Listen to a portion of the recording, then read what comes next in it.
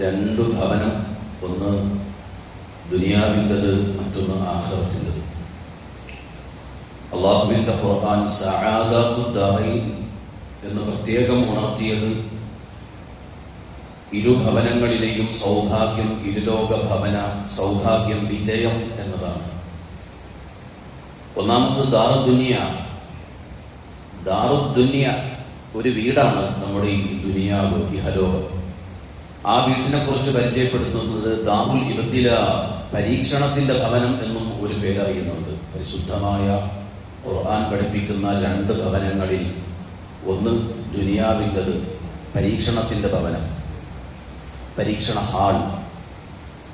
അത് താൽക്കാലികമാണ്, അള്ളാഹുവിന്റെ ഖുർആൻ പരിചയപ്പെടുത്തുന്നു. അഥവാ ഇതൊരു വിനോദ കേന്ദ്രമല്ല, എപ്പോഴും ആഹ്ലാദത്തിലും സന്തോഷത്തിലുമായി കഴിഞ്ഞുകൂടേണ്ട ഒരിടമല്ല എന്ന് ചുരുക്കം. ഇതൊരു സ്ഥിരതാമസത്തിന്റെ ഭവനമല്ല. ഒരു കിളിക്കുട്ടി കൊത്തിയെടുത്ത വെള്ളത്തിന്റെ സമുദ്രത്തിൽ നിന്ന് വെള്ളത്തിന്റെ കണക്ക്, ചുണ്ടിൽ പറ്റിയ വെള്ളത്തിന്റെ കണക്ക് എത്രയോ അത്രയും ഉമർ റളിയല്ലാഹു അൻഹു പരിചയപ്പെടുത്തിയത്. അദ്ദുനിയ ഹുൽമുൻ നാഇം, ഒരു ഉറക്കക്കാരന്റെ സ്വപ്നം പോലെ എന്ന ദുനിയാവ്. അപ്പോൾ വിവരണങ്ങളിൽ, ചരിത്രങ്ങളിൽ, ഹദീസുകളിൽ, പരിശുദ്ധ ഖുർആനായത്ത് ഒക്കെ ഉണർത്തിയത് ചുരുക്കം, വളരെ ചുരുങ്ങിയ കാലമെന്നാണ്. 60-70 വർഷത്തിന്റെ ഇടയിലുള്ള പ്രായം മാത്രം ഉള്ള ഒരു മനുഷ്യനെ സംബന്ധിച്ചിടത്തോളം അവന്റെ മോഹങ്ങൾ 1000 വർഷം ജീവിച്ചാലും തീരാത്ത മോഹങ്ങൾ, കൊതികൾ, സ്വപ്നങ്ങൾ, അതിന്റെ പിന്നാലെയാണ് അവന്റെ ഓട്ടം.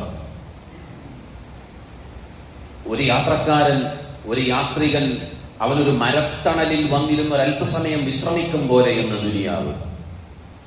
അള്ളാഹു നമുക്ക് നല്ല ബോധം തരട്ടെ. അള്ളാഹു നമുക്ക് തഖ്വ പ്രദാനം ചെയ്യട്ടെ. ഇതൊരു കർമ്മവേദിയാണ്, കർമ്മത്തിന്റെ വേദിയാണ്. അള്ളാഹുവിന്റെ ഖുർആൻ പരിചയപ്പെടുത്തുന്നു, ഇത് വിതയ്ക്കാനുള്ള ഇടമാണ്. ഒരു ചെറിയ അമല് പോലും ഹിസാബ് എടുക്കുന്ന ഇടമാണ് ഈ ദുനിയാവെന്ന്. രണ്ട് വീട്ടിനെ പരിചയപ്പെടുത്തിയത്, ഒന്ന് ദുനിയാവെന്ന വീടാണ്, മറ്റൊന്ന് ആഖിറത്തിന്റെ വീടാണ്. ഭവനം എന്നും നോക്കിയാൽ കൊതി തീരാത്തതാണ് ഭവനം. അള്ളാഹു എല്ലാവർക്കും സ്വന്തമായി ഭവനം നൽകുമാറാകട്ടെ. എപ്പോൾ വന്നു പോയാലും ഇറങ്ങിയാലും കയറിയാലും സ്വന്തം ഭവനത്തിലേക്ക് ഈ തറാവീഹ് കഴിഞ്ഞൊന്ന് കയറി ചെല്ലുന്ന രംഗമോർക്ക് സന്തോഷമാണ്. അള്ളാഹു ഭാഗ്യം നിലനിർത്തി നൽകുമാറാകട്ടെ. മായാലോകമാണ് ഈ ദുനിയാവെന്നും വിവരിക്കുന്നുണ്ട്. മായാലോകം എന്ന് പറഞ്ഞാൽ ആഡംബരങ്ങളുടെ, വഞ്ചനാപരമായ വിഭവങ്ങളുടെ ഒരു ലോകമാണ് ഈ ദുനിയാവെന്ന് മതാഉൽ ഖുറൂർ പരിശുദ്ധ ഖുർആൻ പരിചയപ്പെടുത്തിയത് അങ്ങനെയാണ്. അപ്പൊ ഒരു ഭവനത്തെ കുറിച്ചൊരു ധാരണയായി ഈ ദുനിയാവിന്റെ ഭവനം, വീട്. പരലോകത്തിന്റെ ഒരു ഭവനത്തെ അള്ളാഹുവിന്റെ ഖുർആൻ പരിചയപ്പെടുത്തുന്നു, ദാറുൽ ആഖിറ, പരലോകത്തിന്റെ ഒരു വീടുണ്ട്. ആ പരലോകത്തിന്റെ ഭവനം, പരലോകമാകുന്ന ഒരു ലോകത്തിനാണ് ആ ഭവനം എന്ന് അള്ളാഹുവിന്റെ ഖുർആൻ പരിചയപ്പെടുത്തിയത്. ദാറുൽ ഖറാർ, എന്നെന്നും എന്നും സ്ഥായിയായി നിലകൊള്ളുന്ന സ്ഥിരഭവനമാണ് പരലോകത്തിന്റെ ഭവനം. ദുനിയാവിന്റെ ഭവനത്തിന്റെ ഒരു ചുരുങ്ങിയ രൂപം പറഞ്ഞപ്പോൾ അത്രയോ ഉള്ളല്ലോ റബ്ബേ, വിട്ടിട്ട് പോകാനുള്ളതാണല്ലോ റബ്ബേ, ഒരു പരീക്ഷണ ഹാളാണല്ലോ റബ്ബേ. ഇങ്ങനെയൊക്കെ ചിന്തിച്ചിരിക്കുന്ന നമ്മുടെ മുന്നിൽ ആഖിറമാകുന്ന ഒരു വലിയ ഭവനത്തെ പരിചയപ്പെടുത്തുന്നു. മോഹങ്ങൾ കൂടി വരാൻ, ഈ ദുനിയാവിലെ തയ്യാറെടുപ്പുകൾ, പ്രവർത്തനങ്ങൾ നാളെ ആഖിറത്തിന്റെ വിജയത്തിനു വേണ്ടി ആക്കാൻ അല്ലാഹുവിന്റെ ഖുർആൻ പറയുന്നു, ഇത് ശാശ്വത ഭവനമാണ്, ഇവിടെ മരണമില്ല. കെട്ടുകഥകളിൽ, ഫിലിമുകളിൽ, ചരിത്രങ്ങളിൽ, പല പല ഗ്രന്ഥങ്ങളിലും, നമ്മളുടെ കഥകളിലുമൊക്കെ നമ്മൾ കേട്ടത് ഒരു 3-ാം ജന്മം, 2-ാം ജന്മം. പരലോകത്തേക്ക്, മഹ്ശറിലേക്ക് വിളിച്ചു കഴിഞ്ഞാൽ, ബർസഖിൽ നിന്ന് അള്ളാഹുവിന്റെ വേൾഡ് കോർട്ടിലേക്ക് കൊണ്ടുപോയാൽ, പരലോകമെന്ന മഹാകോടതിയിലേക്ക് നമ്മളെ കൊണ്ടെത്തിച്ചാൽ, പിന്നെ അവിടെ നിന്ന് ഫരീഖുൻ ഫിൽ ജന്ന ഫരീഖുൻ ഫിസ് സഈർ, ഒന്നുകിൽ സ്വർഗമല്ലെങ്കിൽ നരകം. പിന്നെ അവിടെ നിന്ന് വീണ്ടും ഒരു ദുനിയാവിലൊട്ടൊരു വരവില്ല. കഥകളിലുള്ളതാണത്. അടുത്ത ജന്മത്തിലും എനിക്ക് നിന്റെ ഭാര്യയായിരിക്കണം, അടുത്ത ജന്മത്തിലെങ്കിലും എനിക്ക് നിന്നെ കല്യാണം കഴിക്കണം. ചില കഥകളിലും ഫിലിമുകളിലും പറയുന്നതല്ല. അല്ലാഹുവിന്റെ ഖുർആൻ പറയുന്നു, രണ്ടാമത്തെ ആഖിറത്തിന്റെ ഭവനം അത് കാലാകാലമുള്ള ഭവനമാണ്. സ്വർഗത്തിലെങ്കിൽ കാലാകാലമാണ്, അവിടെ നിന്ന് റിട്ടേൺ വരവില്ല. അല്ലാഹു നമുക്ക് നല്ല ബോധം നൽകട്ടെ. അല്ലാഹു നമുക്ക് തഖ്വ പ്രദാനം ചെയ്യട്ടെ. പ്രതിഫലത്തിന്റെ വേദിയാണെന്ന് അല്ലാഹുവിന്റെ ഖുർആൻ പറയുന്നു. നേരത്തെ വിതച്ചതിന്റെ സ്ഥലമാണെങ്കിൽ ഇത് ആ വിതച്ചതിനെ കൊയ്തെടുക്കാൻ അല്ലാഹു വെച്ചതാണ് ഈ വലിയ പരലോകമാകുന്ന ഭവനം. അള്ളാഹുവിന്റെ പരിശുദ്ധ ഖുർആൻ പറയുന്നു അത് തന്നെയാണ് യഥാർത്ഥ ജീവിതം. സൂറത്തുൽ അൻകബൂത്ത്, വമാ ഹാദിഹിൽ ഹയാത്തുദ് ദുനിയാ ഇല്ലാ ലഹും വലഉ വഇന്നദ് ദാറൽ ആഖിറത ലഹിയൽ ഹയവാൻ. അള്ളാഹുവിന്റെ ഖുർആൻ പരിചയപ്പെടുത്തിയത് കളി വിനോദങ്ങൾ മാത്രമാണ്. മക്കളെ, സഹോദരങ്ങളെ, ഞാനോ എന്നോട് സ്വന്തം പറയട്ടെ, ഈ ദുനിയാവ് വെറും കളിതമാശയുടെ ഇടമാണ്. പക്ഷേ യഥാർത്ഥ ജീവിതം, കാലാകാലമുള്ള ജീവിതം, പരലോകത്തിന്റെ ഭവനത്തിലെ ജീവിതമാണ്. അള്ളാഹു തൗഫീഖ് നൽകുമാറാകട്ടെ, തഖ്വ പ്രദാനം ചെയ്യട്ടെ റബ്ബ്. അവിടെ അള്ളാഹു വിജയം നൽകട്ടെ. സൂറത്തുൽ ഖസസിന്റെ 77-ാമത്തെ ആയത്ത് പഠിപ്പിക്കുന്നു, അതുകൊണ്ട് ഈ രണ്ട് ലോകത്തെയും മുറുകെ പിടിക്കണം. കളയണമെന്നല്ല പറഞ്ഞത്. പരലോകത്തിന്റെ വിശാലത പറഞ്ഞിട്ട് ദുനിയാവിനെ കളയാനല്ല പറഞ്ഞത്.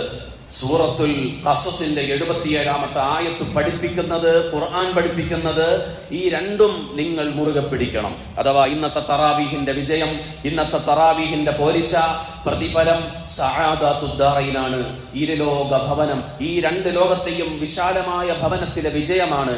എപ്പോഴും ദുആയിരക്കണം, റബ്ബനാ ആതിനാ ഫിദ്ദുനിയാ ഹസനതൻ വഫിൽ ആഖിറതി ഹസനതൻ വഖിനാ അദാബന്നാർ. സൂറത്തുൽ ഖസസ് പഠിപ്പിക്കുന്നത് ഈ ദുനിയാവ് നിനക്ക് വേണം, പക്ഷേ അതാണ് എല്ലാം എന്ന് നീ നനച്ചു പോകരുതേ, നീ മനംമയങ്ങി പോകരുതേ, അതിന്റെ ആധുനിക നിറച്ചാർത്തിൽ നീ ലയിച്ചു പോകരുതേ. അത് നിനക്ക് വേണം, നാളെ ആഖിറത്തിന്റെ കൃഷിയിടമാണെന്ന ബോധത്തോടെ അത് നീ പിടിച്ചോളണം.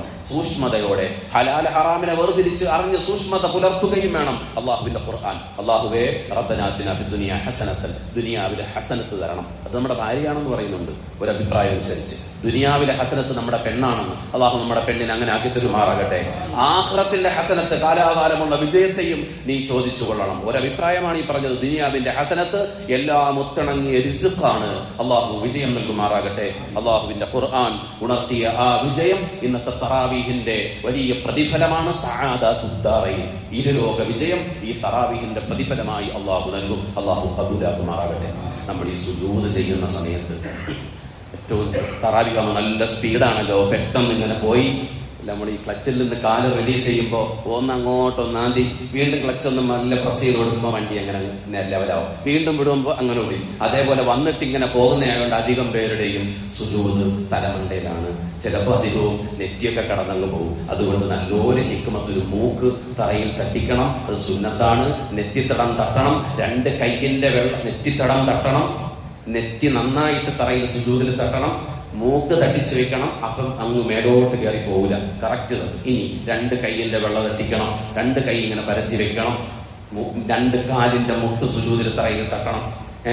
അതേപോലെ തന്നെ രണ്ട് കാലിന്റെ വിരലുകളുടെ പള്ള, കാൽ വിരലുകളുടെ പള്ള സുജൂദ് ഉറപ്പിക്കണം. നമ്മൾ അധികവും സുജൂദിലൊക്കെ രണ്ടിന്റെ കാലുണ്ടോ ഇങ്ങനെ ഇങ്ങനെ ആക്കി വെച്ചിട്ട് സുജൂദ് ചെയ്യില്ല. ഇങ്ങനെ ഇങ്ങനെ ഇങ്ങനെ ഇതിങ്ങനെ കുത്തി നിർത്തണം, ഇങ്ങനെ ആക്കിയിട്ട് കുത്തി നിർത്തണം വിരലുകളുടെ, കാലിന്റെ വിരലുകളുടെ പള്ള.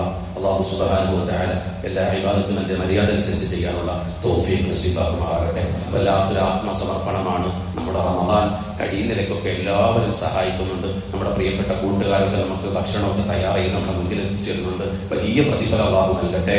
നമ്മൾ ഭക്ഷണം പാചകം ചെയ്യുന്ന സമയത്തും നല്ല നീയത്തോടെ അവർ നല്ല ഹിദ്മത്ത് എടുക്കുകയാണ്. അല്ലാഹു കബൂലാക്കട്ടെ. ഒത്തിരി ദുആ വസിയത്ത് ചെയ്തിട്ടുണ്ട് അവരെല്ലാം. നമ്മുടെ എല്ലാവരുടെ ആമീൻ പ്രതീക്ഷിച്ചാണ്. അല്ലാഹു കബൂലാക്കുമാറാകട്ടെ. ഒരു വർഷക്കാലം വിറകും ചൂട്ടും എല്ലാം കൂടെ കൂട്ടി വെച്ചിട്ട് നമ്മുടെ പള്ളിയിൽ ആൾക്കാർ വരുമല്ലോ, ആർക്കും കൊടുക്കണ്ട എന്ന് പറഞ്ഞ് കൂട്ടി വെച്ച് റമദാന്റെ തുടക്കം, അതിനു മുമ്പ് തന്നെ പള്ളിയുടെ പിരിവിന് വേണ്ടി പോകുമ്പോൾ എല്ലാം സെറ്റാണ് കേട്ടോ, വണ്ടി ആദ്യം ഇവിടെ വരട്ടെ എന്ന് പറഞ്ഞ് ലിസ്റ്റ് തന്നവർ ഇനിയും തരാമെന്ന് പറഞ്ഞവർ ധാരാളം ചൂട്ടും കുറുമ്പും ഒക്കെ വിറക് സാധനങ്ങളും എല്ലാം നമുക്ക് എത്തിച്ചു തന്നു. നമ്മുടെ പ്രിയപ്പെട്ട മുഅ്മിനീങ്ങൾ, മുഅ്മിനാത്തുകൾ, അള്ളാഹു അവരെ എല്ലാവരെയും കബൂലാക്കുമാറാകട്ടെ. പള്ളിയുടെ ആവശ്യം പറഞ്ഞപ്പോൾ ഒരു മടിയില്ലാതെ ഇപ്പോഴും വല്ലാതെ ആവേശത്തോടെ സമ്പത്ത് ചിലവാക്കിക്കൊണ്ടിരിക്കുന്നു. നാഥ, ഓരോ വീട്ടിൽ നിന്നും പ്രിയപ്പെട്ട ഭർത്താവും കൊടുക്കുന്നു, ഭാര്യയും കൊടുക്കുന്നു. റബ്ബെ കബൂലാക്കണേ അല്ലാഹ്, സ്വീകരിക്കണേ അല്ലാഹ്. ഒരു 8-9 ലക്ഷം ചിലവുള്ള സംഗതിയാണ്. ഇപ്പോൾ 5 ലക്ഷത്തോടെ കളക്ഷൻ